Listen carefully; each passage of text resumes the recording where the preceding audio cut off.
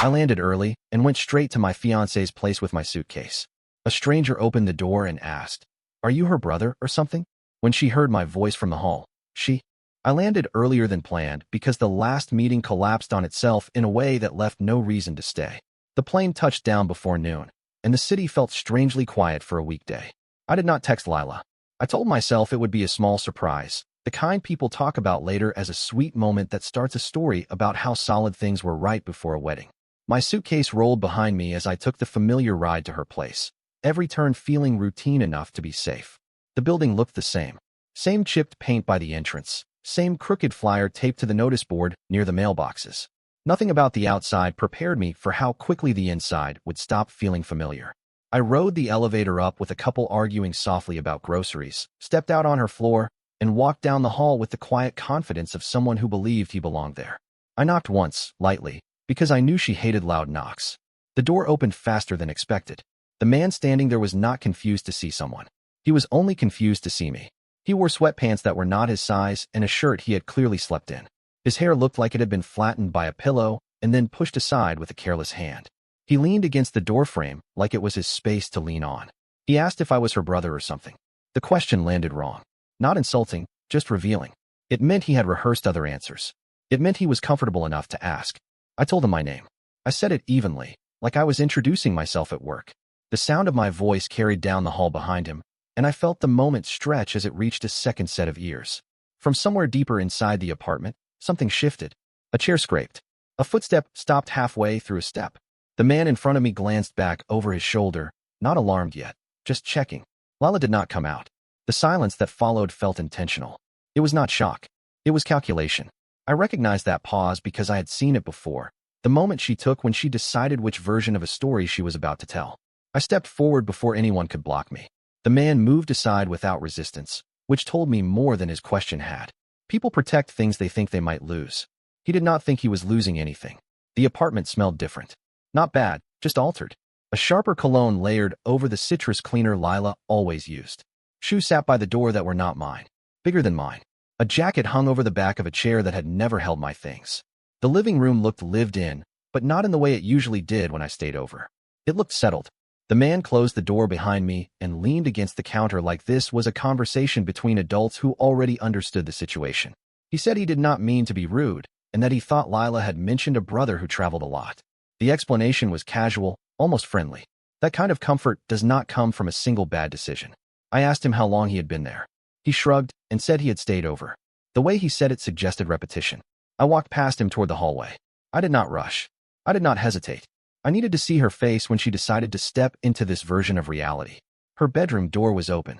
The bed was made in a way that erased effort, sheets pulled tight, pillows arranged as if someone had learned where hands usually landed. Lila stood near the dresser, holding her phone like it had frozen in her hand. Her expression was not fear. It was irritation dressed as surprise. She asked what I was doing there, not how I was there or why I was early. The question framed me as the disruption. I told her my flight changed. She said nothing for a moment, then said we should talk later. Not now. Not like this. She glanced past me, checking whether the man was still listening. She did not introduce us. She did not explain him. She tried to delay. I went back into the living room and sat down, placing my suitcase upright by the couch.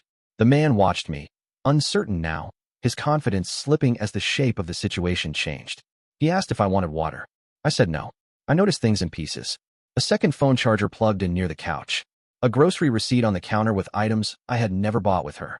A pair of running shoes drying by the balcony door, worn down in a way that suggested regular use. This was not an accident. It was a pattern. Lila came out and sat across from me, leaving space between us that had not existed before. She said this was complicated. She said she had meant to tell me something. She said timing had been bad. I asked her how long. She said it was not what I thought. The man shifted, suddenly aware that he was not part of the script anymore. He said he did not want trouble. He said he thought things were clear. He said he had been told I was not really around. That was the first real cut. Not because it hurt, but because it explained so much at once. It explained the unanswered calls, the delayed replies, the way wedding planning had become something she handled alone. It explained why my name had stopped coming up in conversations with people I barely saw anymore. I stood and walked to the bathroom. I needed to confirm something. Inside, next to her toothbrush, was another one. Not new. Used. Bent slightly at the bristles. A towel hung over the rack that was not hers or mine. A razor sat in the shower that I would never buy. I came back out and looked at the man. I asked his name. He told me. Trevor. He sounded defensive now, like someone realizing he might not be the main character after all. I asked if he had a key. He hesitated, then nodded. Lila reacted too late. She told him not to say anything, which was confirmation enough. I sat back down. My hands were steady, which surprised me. I told them both I would stay the night. Not as a threat. Not as a test. As a statement. I said I needed sleep and that I was not leaving with a suitcase I had just dragged across the city. Trevor looked at Lila, waiting for direction. She looked at me, searching for weakness. She did not find it. She said fine. She said she would sleep on the couch. She said we would figure things out in the morning. The way she said it assumed there would be a morning version of this that she could still manage. I lay on the bed later that night, fully dressed, staring at the ceiling fan as it rotated slowly. From the living room came the sound of quiet movement. Not whispered words, but the subtle communication of people who had learned how to exist around each other. At some point, Trevor left. The door closed softly. A lock turned. Lila did not come into the room. I understood then that the door had not been the first thing to open that day. It was just the first thing I had seen. And once a door opens that easily, it never closes the same way again. Morning arrived without ceremony. The light came in thin through the blinds, cutting across the living room where Lila had fallen asleep on the couch fully dressed, phone still in her hand. I had not slept much, not because of racing thoughts, but because the apartment sounded different at night when it was no longer mine in any meaningful way. Pipes clicked. A neighbor laughed too loudly.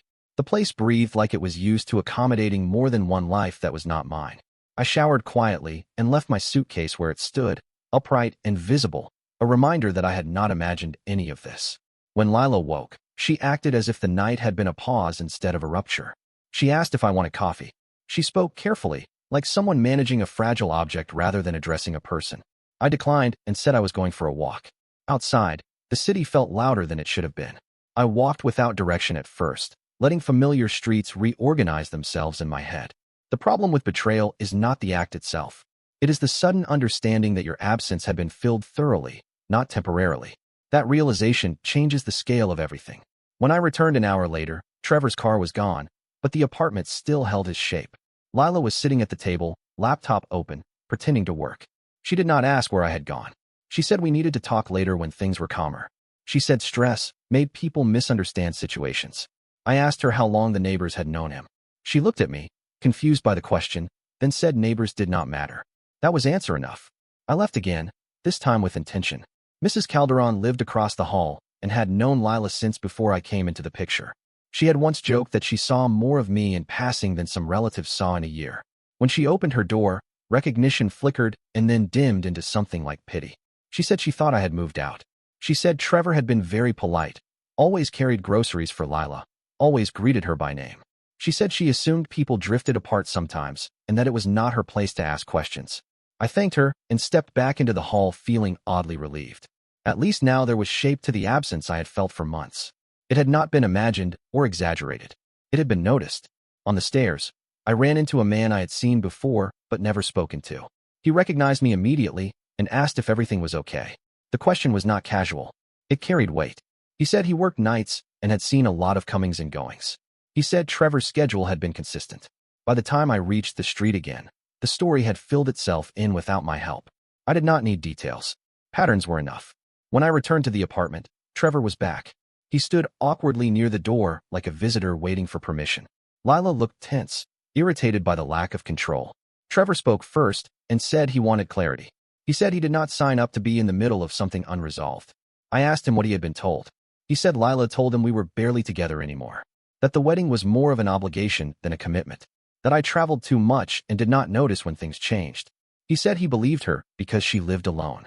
Lila interrupted and said that was not fair. She said Trevor misunderstood. She said things were not that simple. I asked her if the wedding deposits had been paid. She hesitated. That pause mattered. She said some had. She said money was complicated right now. Trevor looked at her sharply then, realizing for the first time that he might not have been fully informed either. I watched that moment carefully. There was no satisfaction in it, just confirmation that deception tends to stack rather than spread evenly. I told them I would be out for the afternoon.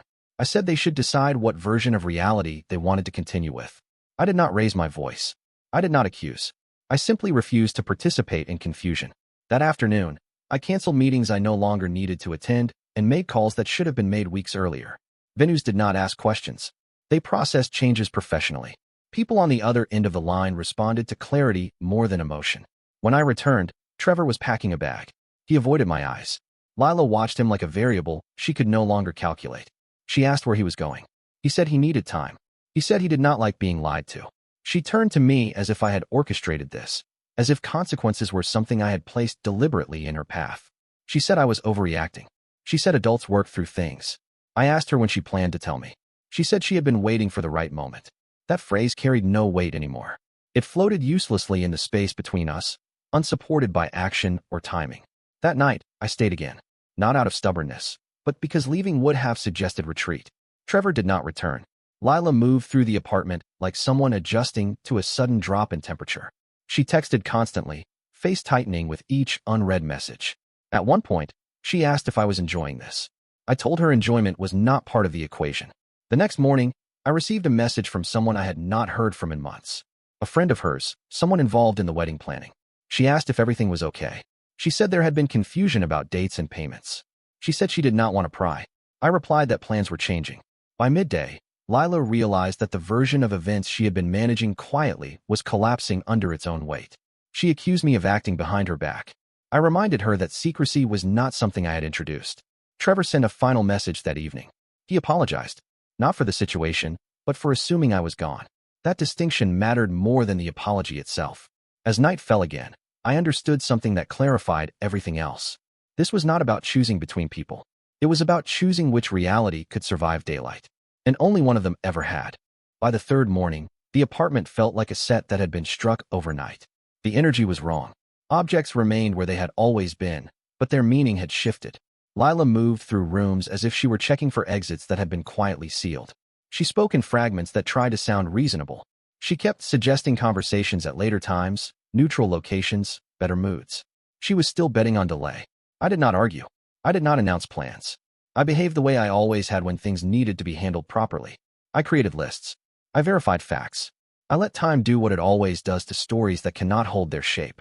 I left early and returned late, not to punish her, but to keep her guessing. The absence that had once worked in her favor now worked against her. Every hour I was gone introduced a new possibility she could not control. When I was home, I stayed present but unavailable. I answered questions without elaboration. I responded to accusations with requests for clarity. The first thing that broke was the wedding calendar. A call came in while Lila was in the shower. The planner spoke calmly and asked whether a revised guest list would be sent by the end of the week. She referenced changes that had already been requested and asked for confirmation. I thanked her and said we were restructuring plans. I did not explain further. When Lila emerged and saw the missed call, her posture changed. She asked why the planner would call me directly. I said because I was listed as a contact. She said she had been handling those things.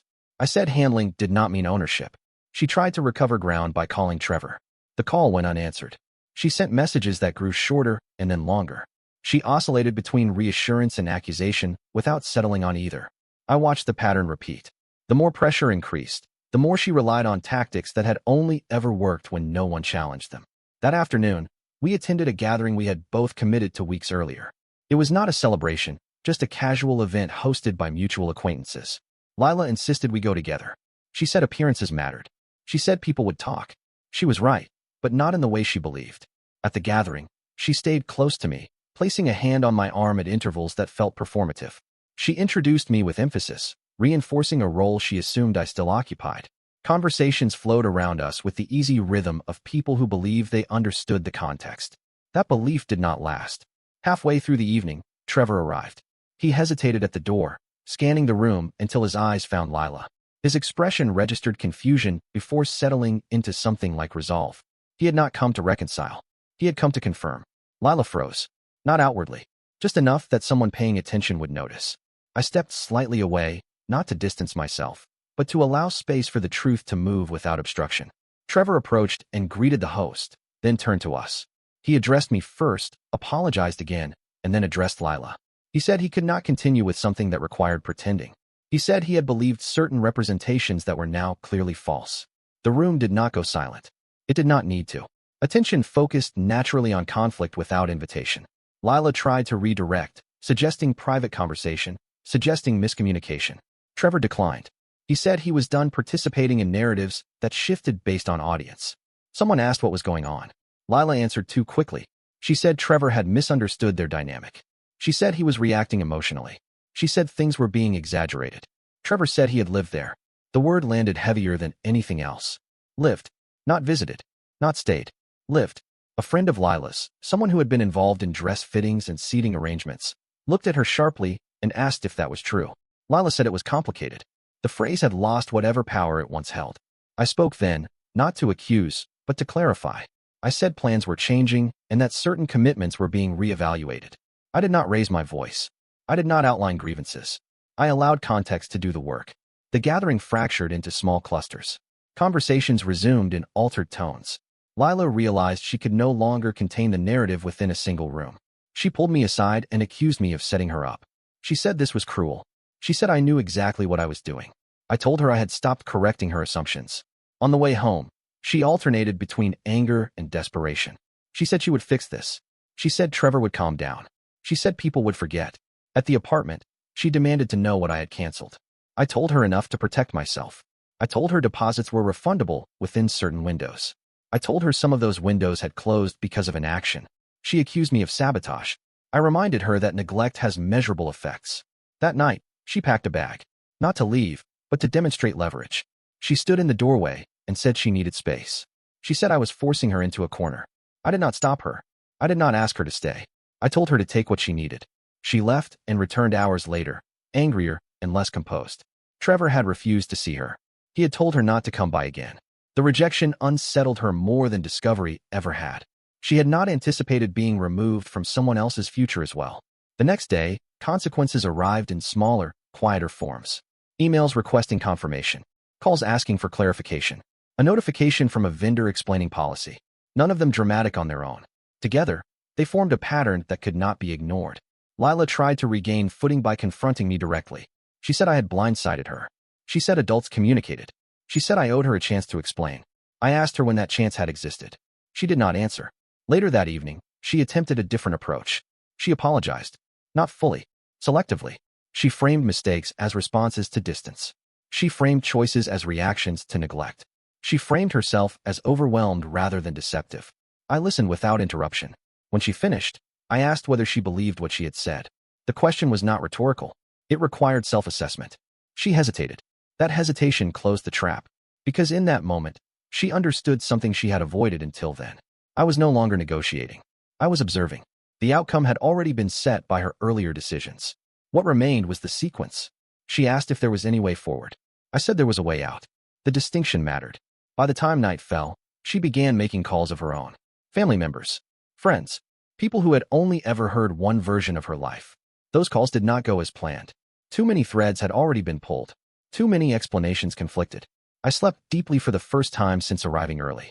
Not because things were resolved, but because the shape of the end had finally become clear. The trap had not been built overnight. It had been assembled piece by piece over months of assumption and omission. All I had done was stop holding the door open. And once it closed, it did not require force to stay that way. The final day began without confrontation. That alone made it heavier than everything that had come before. Silence has a way of confirming decisions that arguments only postpone.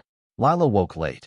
Eyes swollen not from tears but from exhaustion, the kind that comes when control slips and does not return.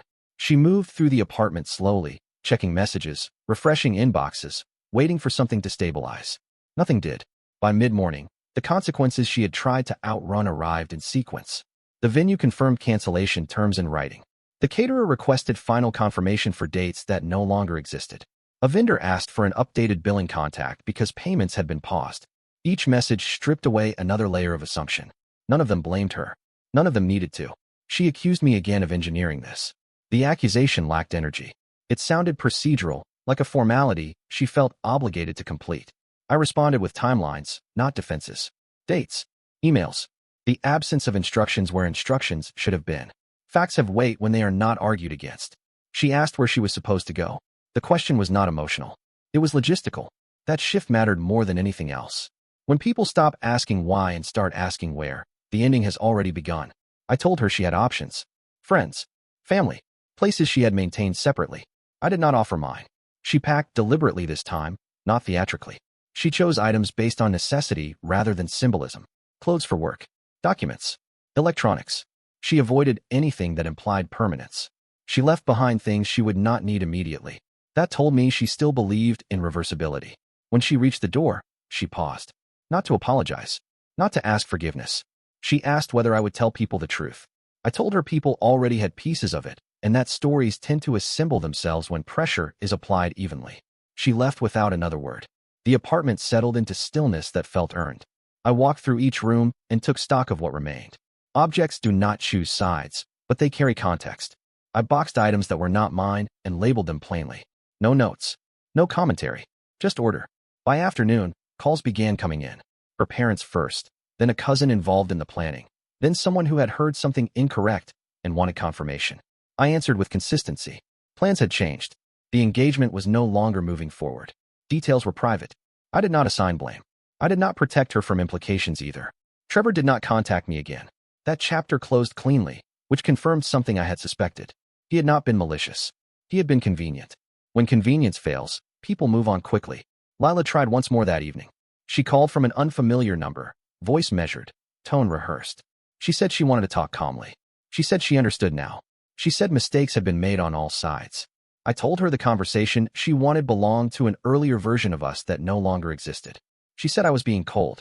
I told her clarity often feels that way when confusion has been useful for too long. She ended the call without responding. The next morning, legal matters replaced emotional ones. I filed what needed to be filed. I transferred what needed to be transferred. Shared accounts were separated without drama.